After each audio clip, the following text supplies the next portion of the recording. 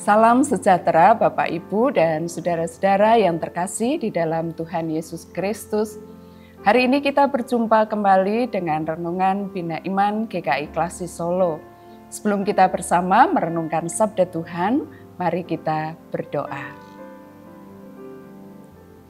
Bapa yang Maha Kasih, di dalam kasih dan kemurahan-Mu lah, maka kami masih ada sampai dengan hari ini. Kami bersyukur ya Allah untuk kasih setia Tuhan. Engkau berkenan untuk menemani sepanjang perjalanan yang telah kami tempuh dan yang akan kami tempuh untuk di hari-hari ke depan.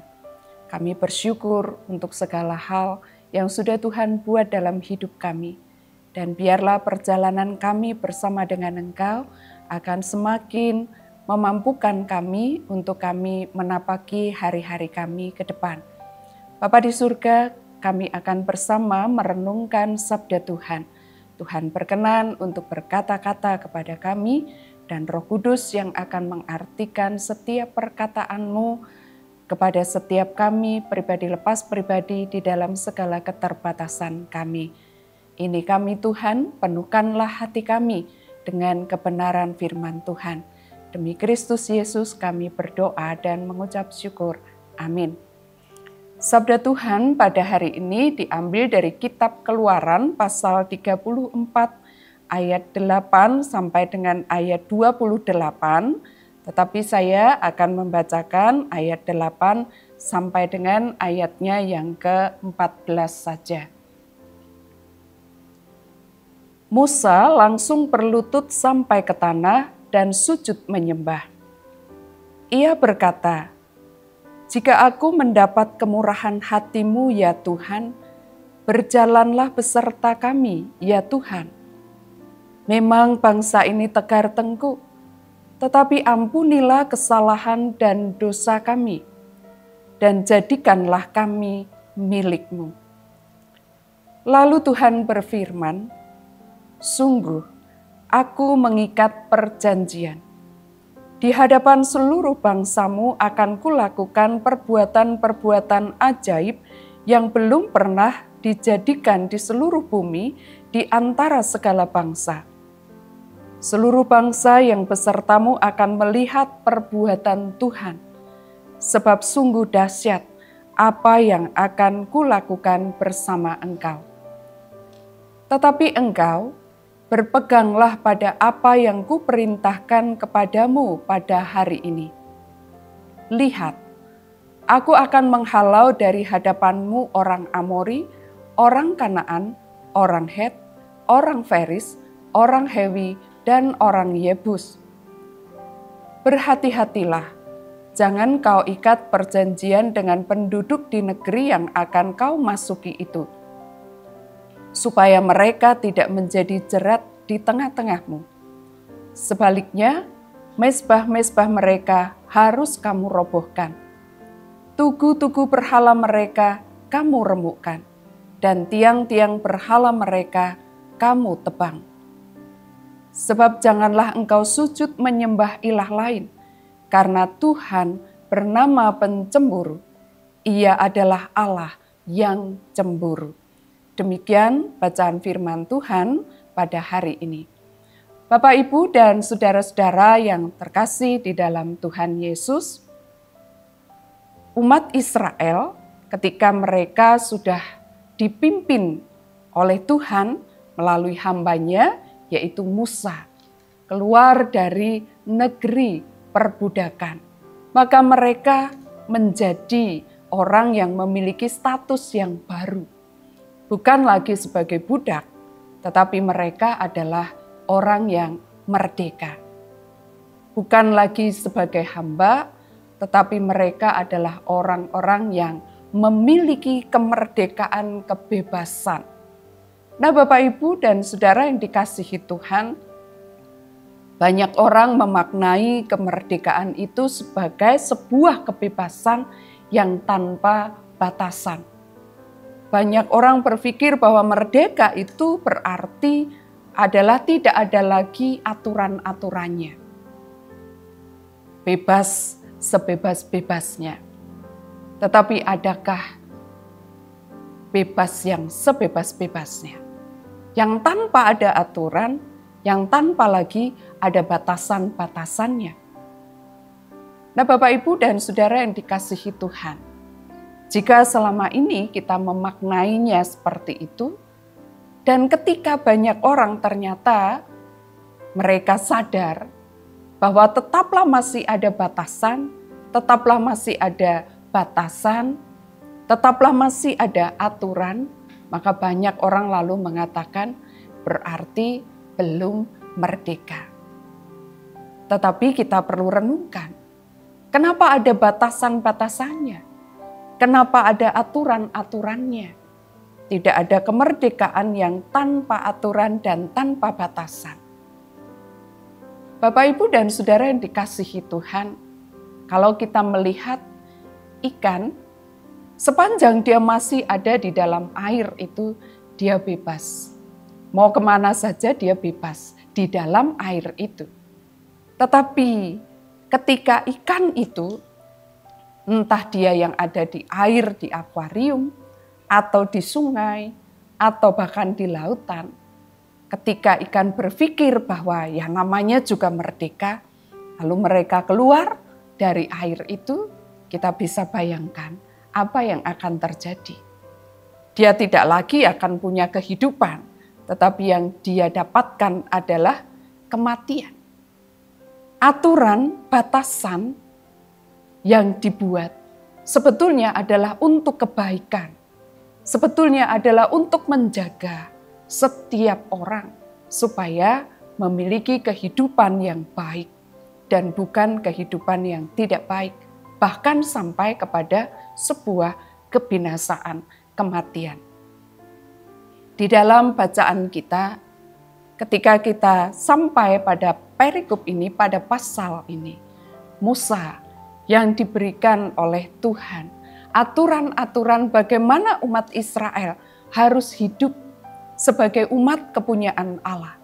Mereka yang sudah punya status yang baru dari budak menjadi orang merdeka, dari orang yang hidup di bawah pemerintahan bangsa yang lain, lalu kemudian mereka diberikan janji suatu negeri di mana mereka bisa memerintah sendiri, tidak di bawah pemerintahan bangsa yang lain.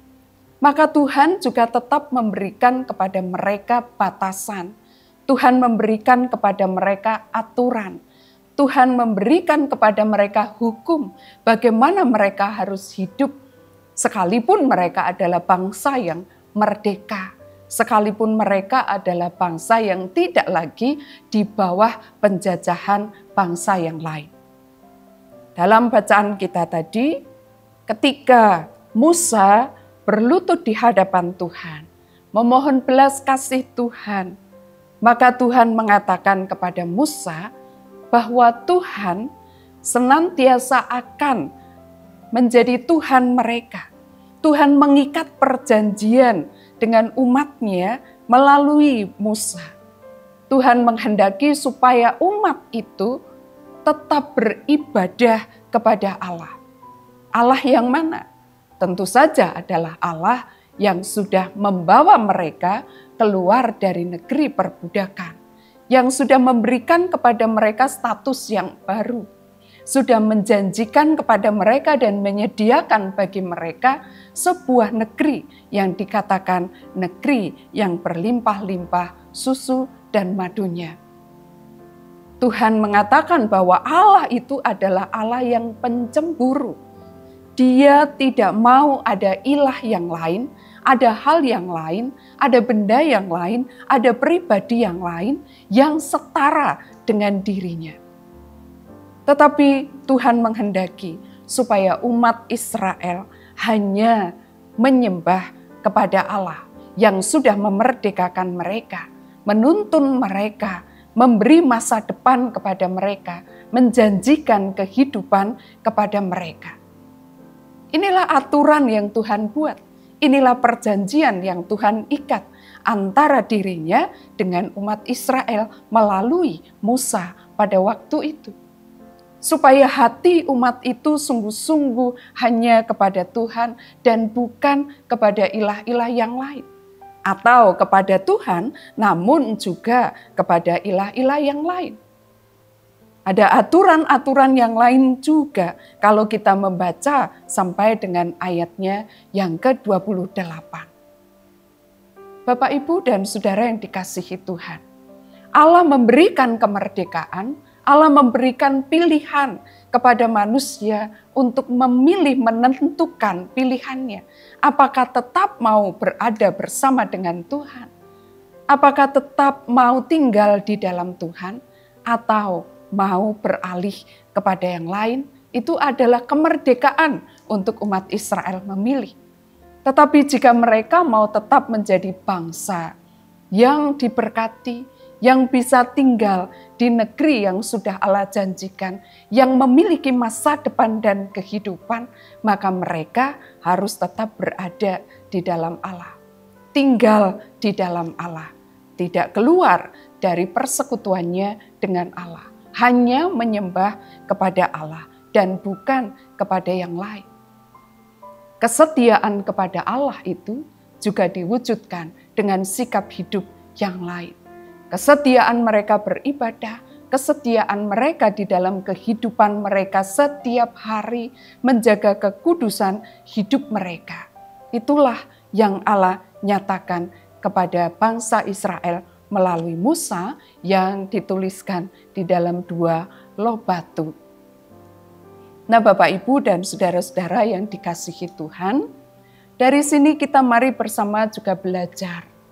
Kalau waktu itu Allah memberikan kemerdekaan kepada umat Israel dari perbudakan mereka di Mesir, Allah juga memberikan kepada kita kemerdekaan ketika Dia melepaskan kita dari kuasa dosa, menebus kita dari kuasa maut.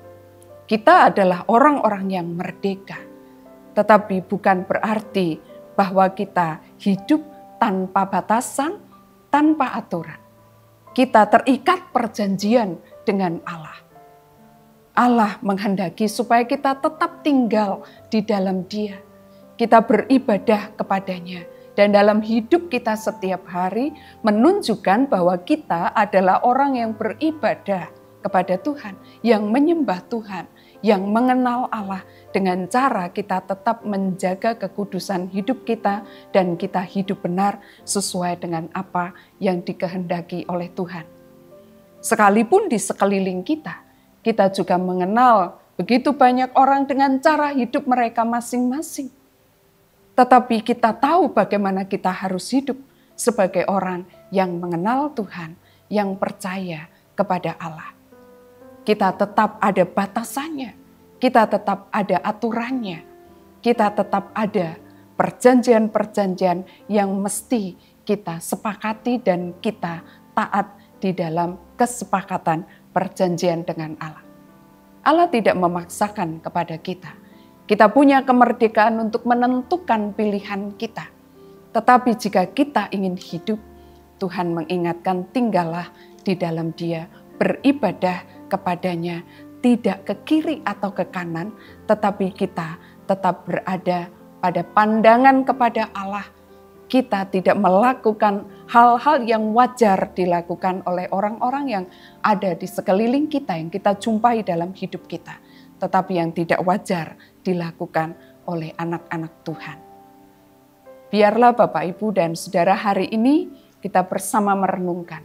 Kemerdekaan itu sungguh sudah Allah anugerahkan kepada kita. Kita yang bukan umat Allah sekarang menjadi umatnya. Kita yang dulu adalah budak tetapi sekarang dengan status kita yang baru orang merdeka. Kita hamba dosa dulu tetapi kini kita adalah hamba-hamba Tuhan. Sebab itu janganlah kita menyerahkan anggota tubuh kita untuk melakukan hal-hal yang tidak benar. Tetapi kita serahkan kepada Allah untuk melakukan segala sesuatu yang memperkenan hati Tuhan. Maka kita akan menjadi orang yang berbahagia, yang hidup di dalam Allah. Dan menikmati segala yang sudah Allah janjikan di dalam kehidupan kita. Kiranya Tuhan Yesus memberkati kita. Amin. Mari kita berdoa. Terima kasih ya Tuhan untuk sabda-Mu yang Kau nyatakan kepada kami Terima kasih untuk anugerah Tuhan, kemerdekaan yang Kau berikan kepada kami. Tuhan ingatkan kami bahwa kami terikat perjanjian dengan Tuhan. Tuhan memberikan kepada kami kemerdekaan untuk kami menentukan pilihan kami, apakah kami tetap akan setia kepada Tuhan, beribadah kepada Tuhan, atau kami memilih yang lain.